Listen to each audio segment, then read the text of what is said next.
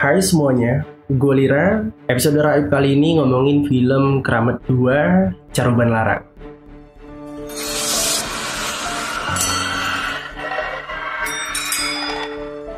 Keramat 2, Caruban Larang ini merupakan sebuah film dokumenter Indonesia di tahun ini, 2022.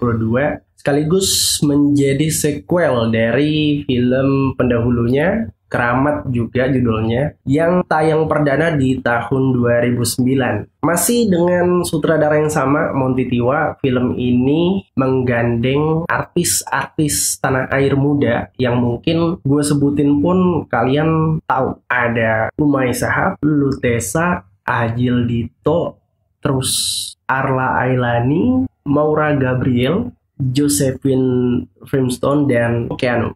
Berdurasi sekitar 94 menit, film ini sejujurnya gue udah telat seminggu lebih ya, karena tayang perdananya di tanggal 24 November 2022 dan gue nonton di tanggal 5 Desember 2022. Jadi ya seminggu lebih. Sinopsis singkatnya, film ini menceritakan sekelompok anak muda, anak kuliahan dari Jakarta berangkat menuju Cirebon dengan berbagai tujuan.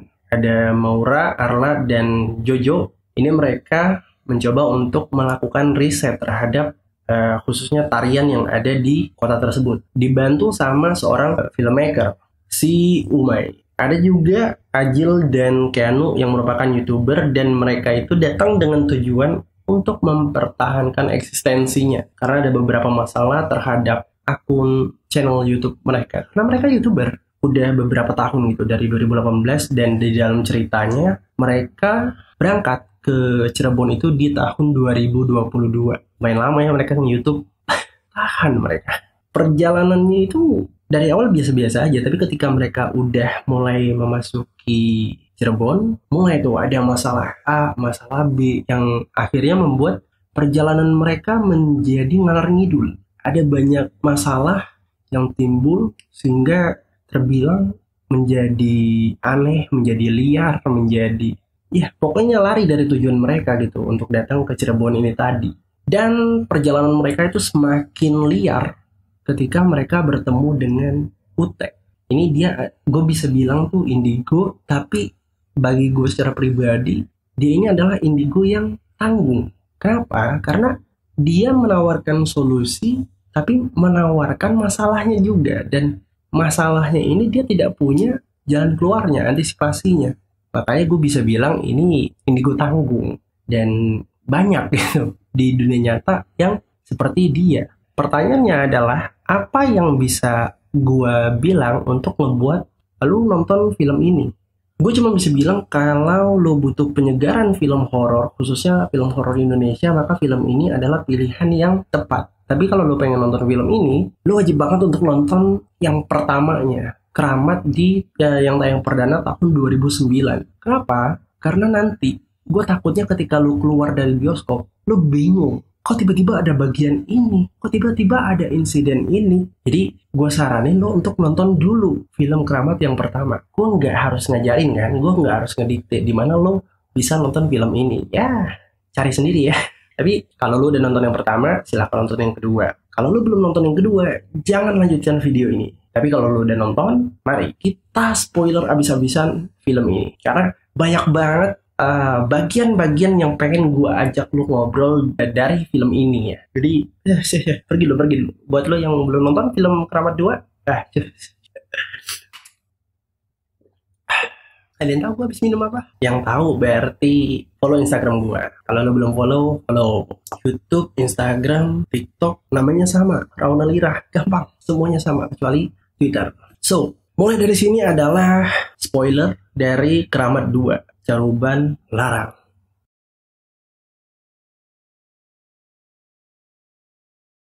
Sejujurnya gue lebih suka Keramat 1 dibanding Keramat 2. Kalau lo pengen bilang ini film dokumenter, gue nggak akan setuju banget. Karena salah satu adegan yang paling gue kurang seneng ya, waktu timnya si Keanu dan Agil, mereka melakukan live, ada gap. Lo bayangin, di live lo bisa nge-cut.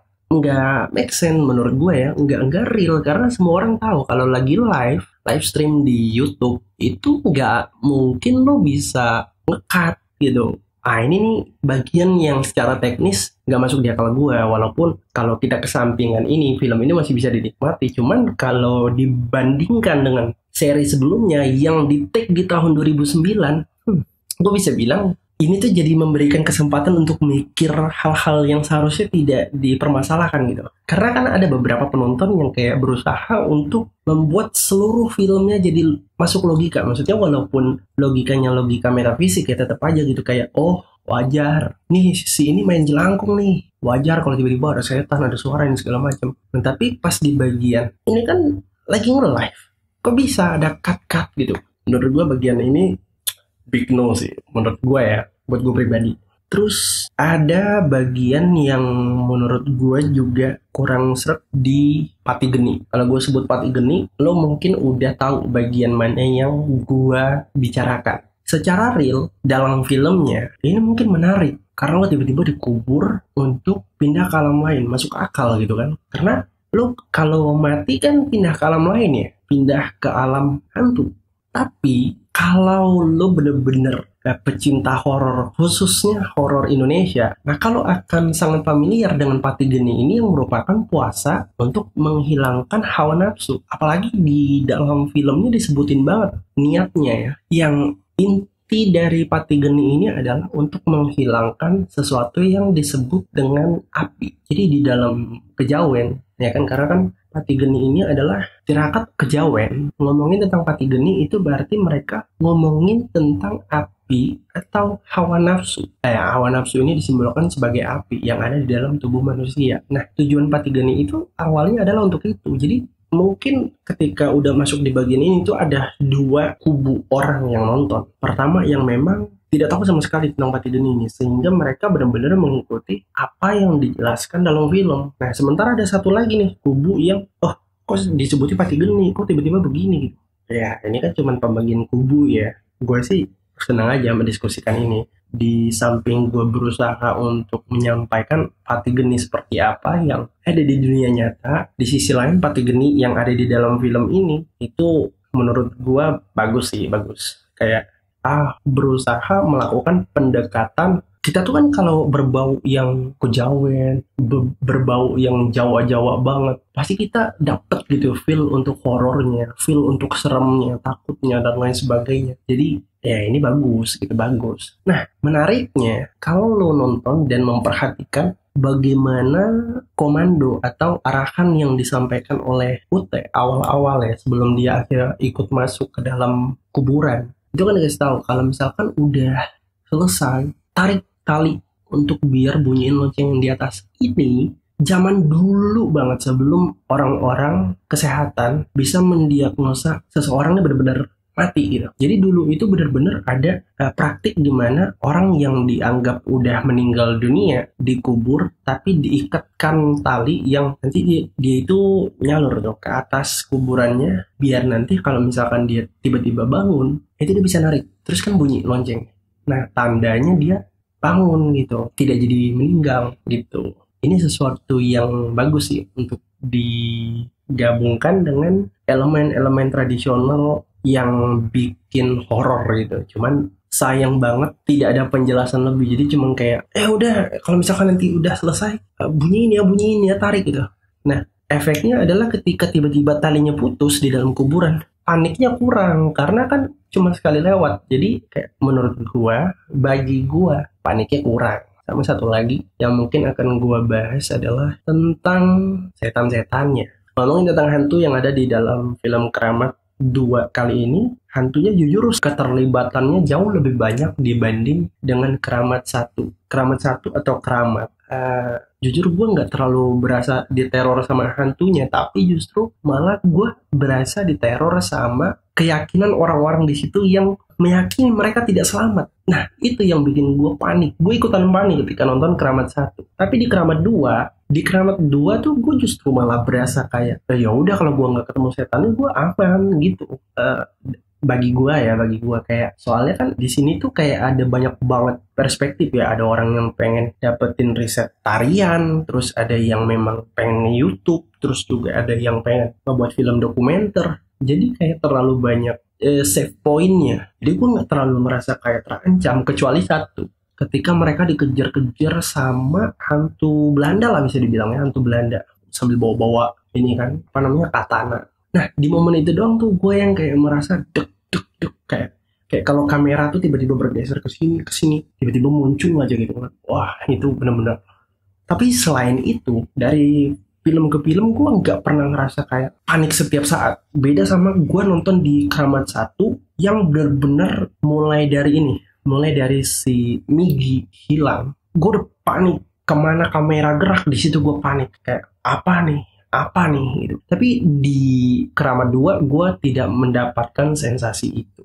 Gue nggak tahu sih, mungkin terlalu sibuk sama ini ya, setan-setanannya, sampai-sampai lupa membuat kondisional yang selalu ngejaga ritme horornya. Intinya untuk horor-horornya terlalu banyak save point yang akhirnya gue kayak ya bener-bener takut, tapi bener-bener enggak gitu. Enggak kayak yang dahulu Keramat 1 yang justru malah mulai dari si Migi hilang, oh udah panik banget. Sampai filmnya selesai, gue masih panik. Itulah pokoknya.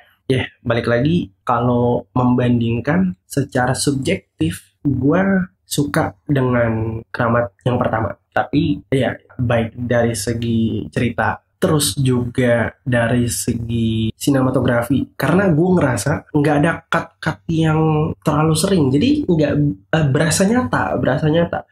Balik lagi, film dokumenter itu kan membuat film fiksi terasa seperti kenyataan. Nah, bisa jadi nih karena kalau Keramat 1 kan dia POV-nya adalah behind the scene. Beda sama Keramat 2 ada 2 POV. Pertama film dokumenter, kedua YouTube. Malah ada yang di awal-awal itu live Instagram. Gue ngerasa kayak itu tuh nggak terlalu spesial aja untuk live Instagramnya. Gue malah berharap ya kalau memang pengen YouTube-nya aja gitu yang dinaikin.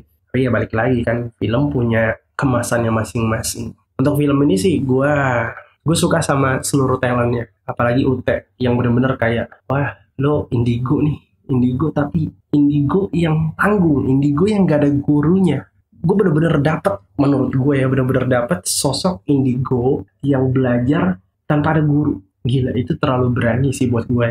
Kayak, kita bisa nyelamatin ini, tapi resikonya, tuh, indigo gila sih kalau yang begitu tuh, kata gue indigo gila. Ngeri lah pokoknya jadi Ute. Dan the best sih, menurut gue MVP-nya di sini ya Ute. Terlepas dari Keanu yang sempat viral ya ketika namanya muncul dalam cast terdaftar sebagai Keramat 2 di tahun kemarin 2021 sempat trending. Tapi setelah gue nonton, Ute adalah MVP menurut gue. Secara keseluruhan 8/10 sih. Karena dibanding sama Keramat 1, Keramat 2 tidak terlalu memuaskan. Tidak terlalu memuaskan gue sebagai penonton Keramat 1.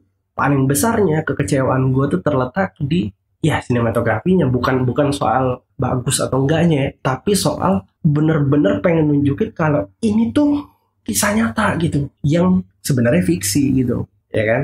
Ngerti lah kan maksud gue, ngerti kan? Ya ngerti lah, gue tahu, kalian pasti ngerti lah. Ya udahlah.